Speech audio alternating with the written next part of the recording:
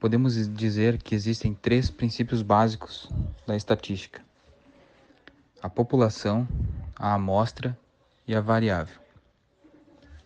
A população estatística não é como uma população geográfica.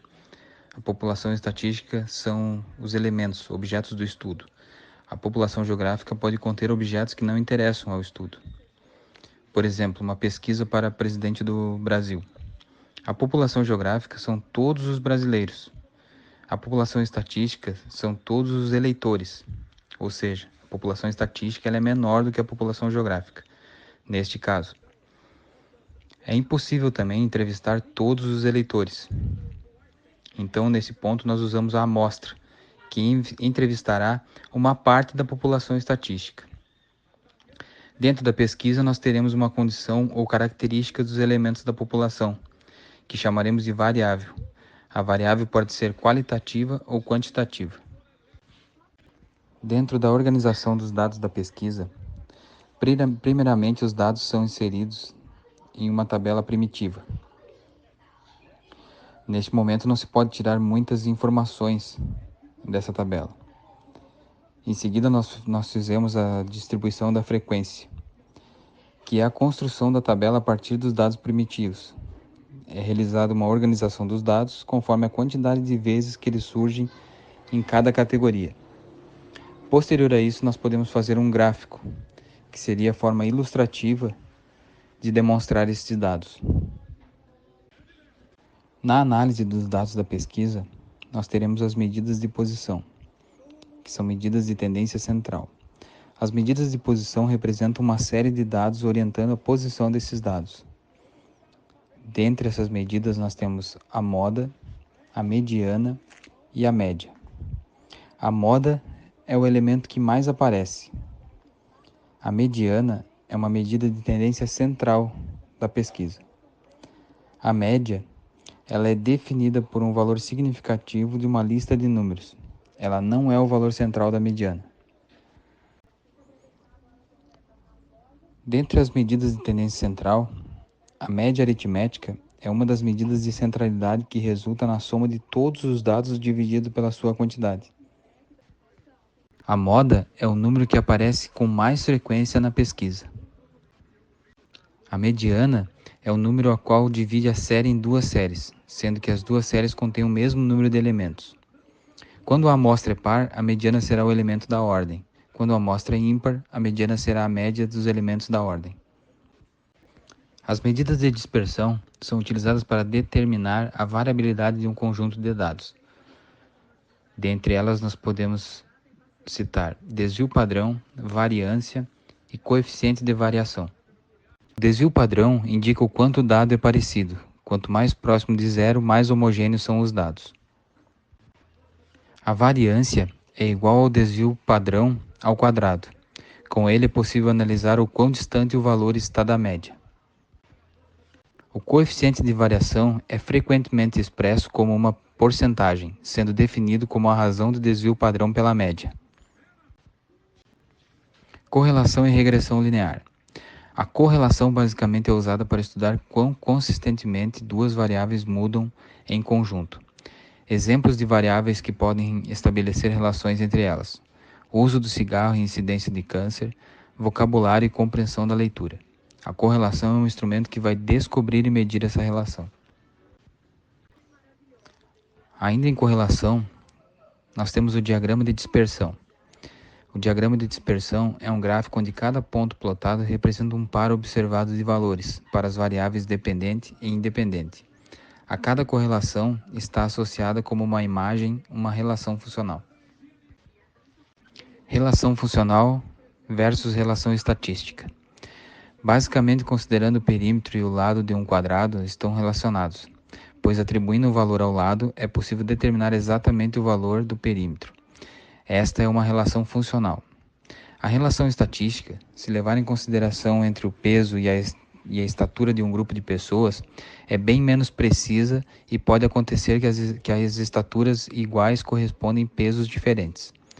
Porém, em média, quanto maior a estatura, maior o peso. Esta é uma relação estatística. Coeficiente de correlação linear de Pearson. O coeficiente de correlação linear de Pearson mede o grau de relacionamento linear entre os valores de duas variáveis em uma amostra. Dentro desse intervalo, quanto mais próximo o valor de R estiver de -1 ou +1, mais forte será a intensidade da correlação. Quanto mais o seu valor se aproximar de zero, mais fraca será a intensidade da correlação linear entre as variáveis em questão. Interpretação do coeficiente de correlação linear de Pearson. O sinal R indica somente se as duas variáveis variam no mesmo sentido, mais, ou em sentidos opostos, menos. Se o valor de R, coeficiente de correlação de Pearson, está próximo de zero, as duas variáveis não variam em conjunto. Regressão linear. A regressão linear se descreve através de um modelo matemático, a relação entre duas variáveis, partindo de N observações das mesmas. Uma linha de regressão, como uma inclinação para a direita, mais, indica uma relação direta entre as variáveis. Uma linha de regressão com uma inclinação para a esquerda, menos, indica uma relação inversa entre as variáveis. Uma inclinação nula indica que as variáveis não estão relacionadas. A extensão da dispersão dos pontos com relação à linha de regressão indica o grau de relacionamento entre as variáveis.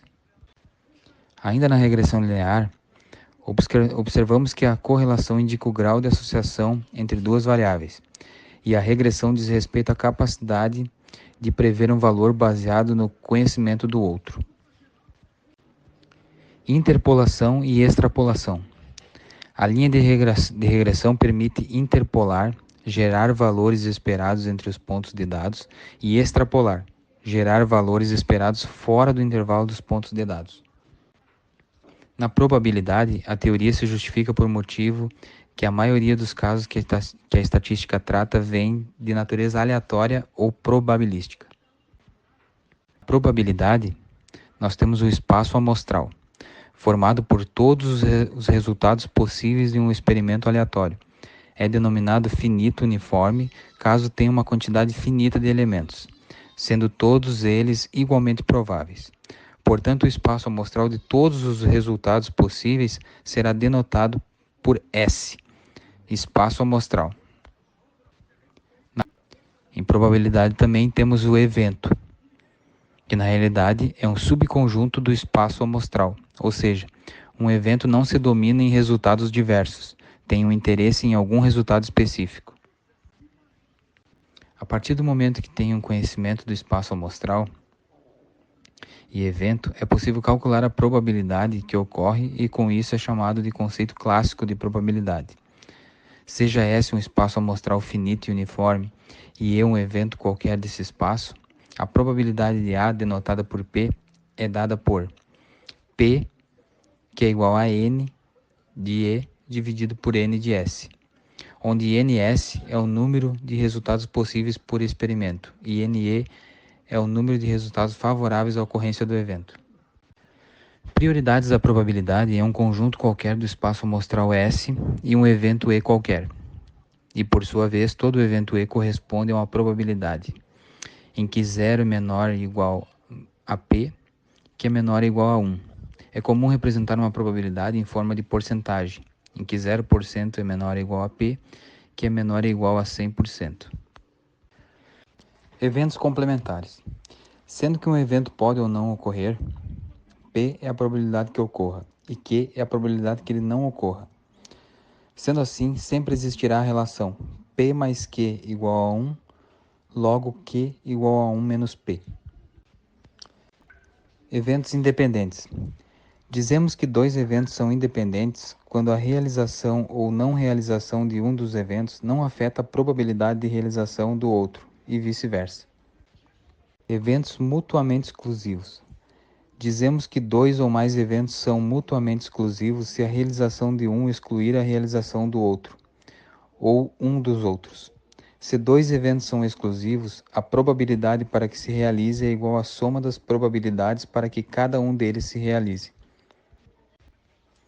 A probabilidade de união de dois eventos ocorrerá quando dois eventos estiverem contidos em um mesmo espaço amostral S. A probabilidade condicional pode acontecer quando dois eventos ocorrerem em um dado experimento, sendo assim a probabilidade condicional do evento B ter ocorrido quando se sabe que o evento A já ocorreu. O teorema de Bayes é um resultado obtido pela probabilidade condicional. Se descreve como a probabilidade de um evento fundamentado em um conhecimento anterior que está associado ao evento ocorrido. O teorema da probabilidade total forma uma partição do espaço amostral entre dois ou mais eventos.